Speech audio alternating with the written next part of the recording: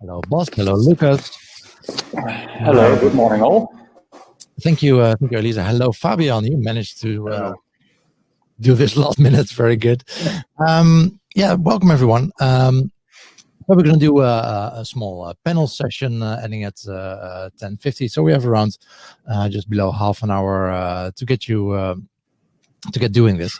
We're going to talk about getting ahead in e-commerce, and it's going to be interactive. So everyone's invited, everyone listening here, invited to ask some questions in the chat. Of course, these are some big companies and with legal departments and PR departments, so they might not be able to answer everything, but we'll definitely do our best to answer most of your questions. Short introduction of the panelists. You've heard Elisa talking about it, so we won't take too long.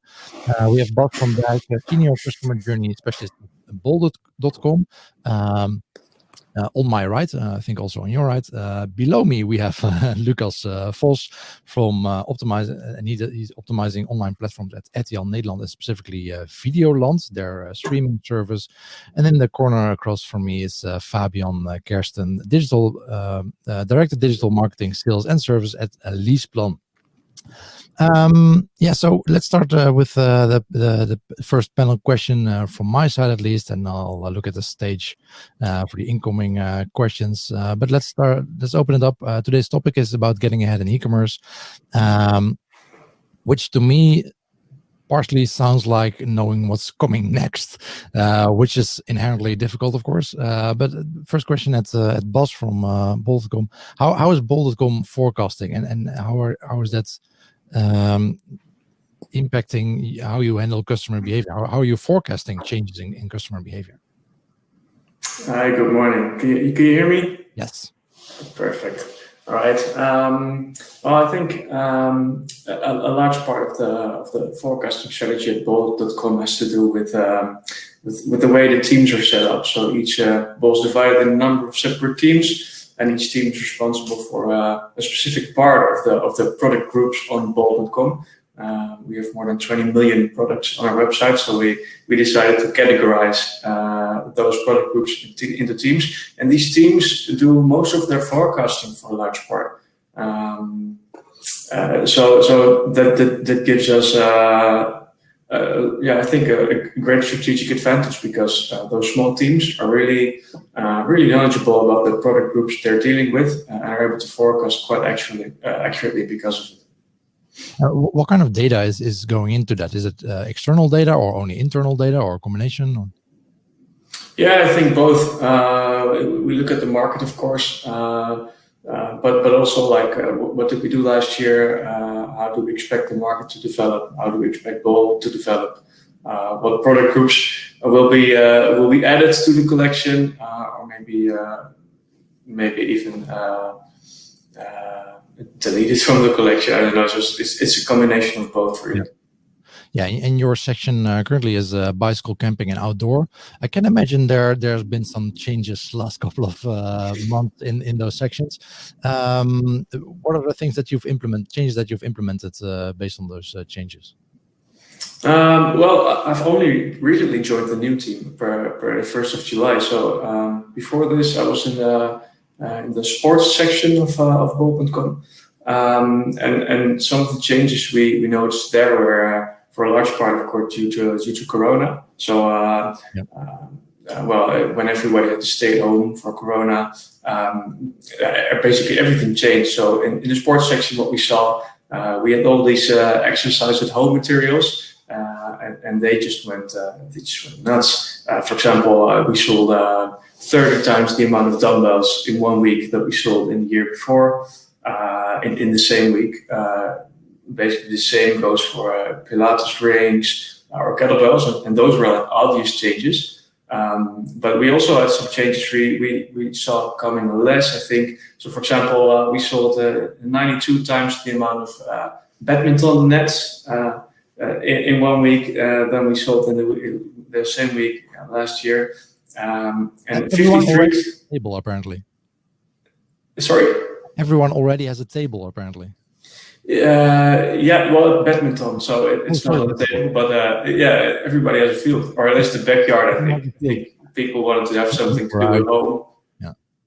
So some of the changes, as a small shopping team, you have to really adapt to this, because you're not well, nobody was really prepared for Corona, of course, but we only had limited amount of stock, so you have to look where you can get extra stock. You have to look at pricing. You have to look at logistics, obviously, because shipping those amounts of goods is a challenge in itself. So those were all really challenging.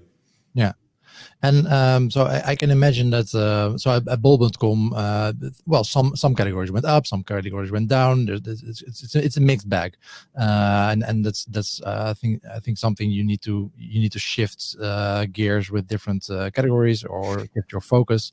I don't necessarily have data about the automotive industry or leasing cars specifically, but I can imagine that that's an industry that's been hit much harder. In a negative way, unfortunately. And so, Fabian, have you and your team been able to make quick decisions? How have you done this, and how have you adapted to this new situation? And in general, do you have any tips on teams to be more agile? Okay, thank you very much for the question. I think it's a very loaded question. Lots of different aspects to look at, indeed, and also, of course, to give a bit of background. Basically managing a central digital team which looks at 30 plus countries. So that means we also had to have a very, very global view on what was happening, especially with the COVID situation. And one of the things that we were focusing on predominantly was to look at the search intent that we saw on either on Google or also on the social channels, to really follow a little bit the trends in terms of how people are actually looking for leasing solutions or mobility solutions in general. And as you can imagine, people being locked down was, of course, quite an interesting development that we also saw then with the search insights that we received. So we had to really realize that also, if you look at the curve from the stock market over the last couple of months, we saw some similar behavior also when you looked at basically the search intents. So we kept a very, very close eye on that. And actually, in the last couple of weeks, we actually saw that we surpassed actually search intent from previous years quite rapidly. So it was an incredible fast recovery, which led us to really push also the organization to really move from a, let's say, almost standstill situation, seeing that we didn't know exactly what to expect, to trying to accelerate growth again. And that's, of course, quite a shift within a couple of months' time. And that also meant, of course, that we, from a team perspective, had to look at things that we need to ramp up really fast again, while we had actually more or less divested in the last couple of weeks beforehand.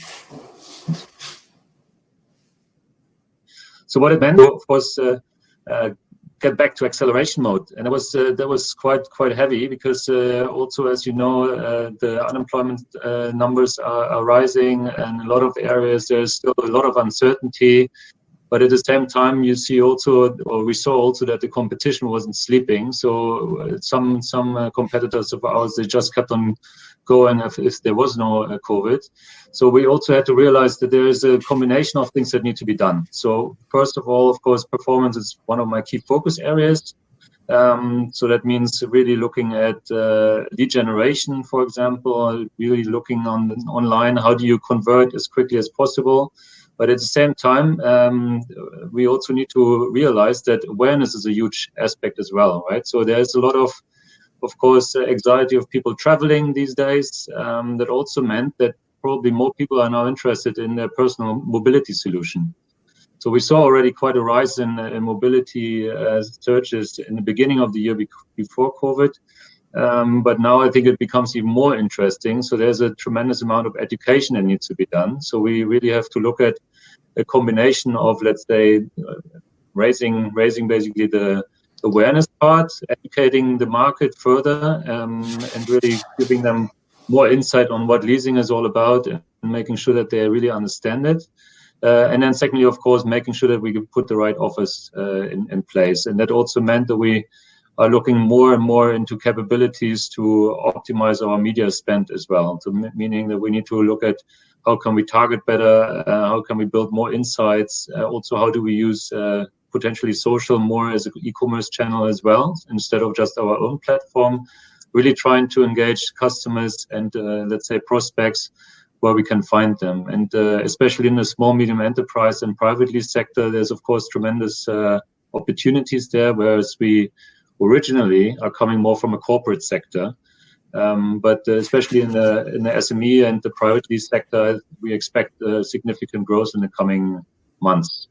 So team-wise, I haven't really changed a lot, to be honest. It's more about acceleration, actually, in my domain, where we say, okay, we need to go faster in building better insights, and we need to make sure that we can use data more efficiently going forward. And of course, we've seen quite a lot of differences in countries, right? So the southern countries versus the Nordic countries, also total different behaviors. And that's also something we need to embrace while following basically a global template. I hope that answers a bit the question, but please ask then if I need to clarify some things. Do you feel like the business will be back to pre-COVID numbers before the end of the year? Most likely not.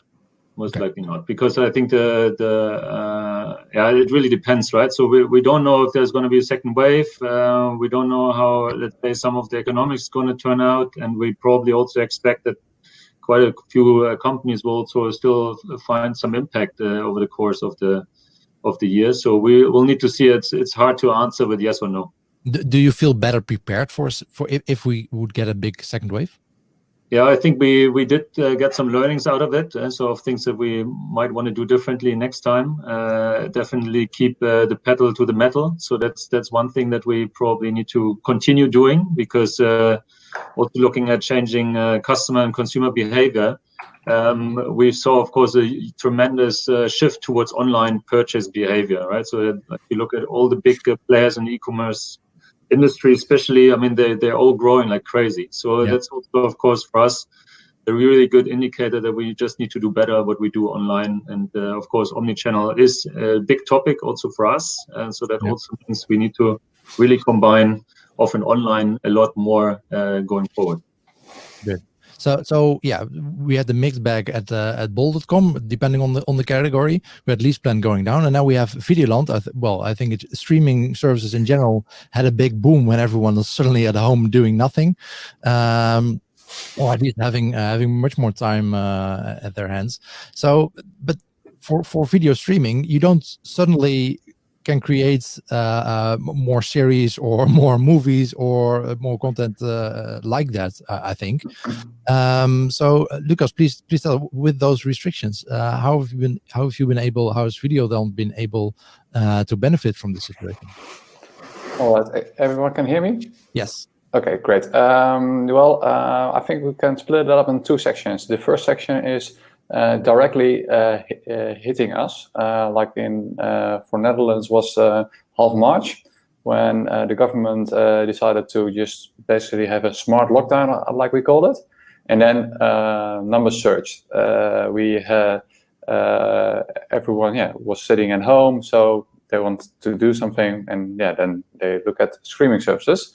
And in that period, we had also our main title, which was already planned, but we just made it a little bit earlier, like in 1 week, Mokro Mafia. So that was just another accelerator of the growth that we have seen over the past couple of months, and it's growth that we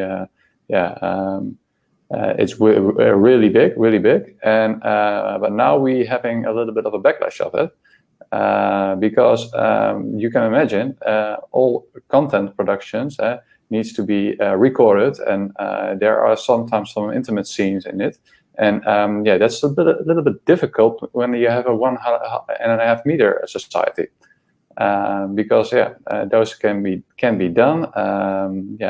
The whole content production industry is also really affected, because they can't do their work in the way they're used to, so they have to adapt as well.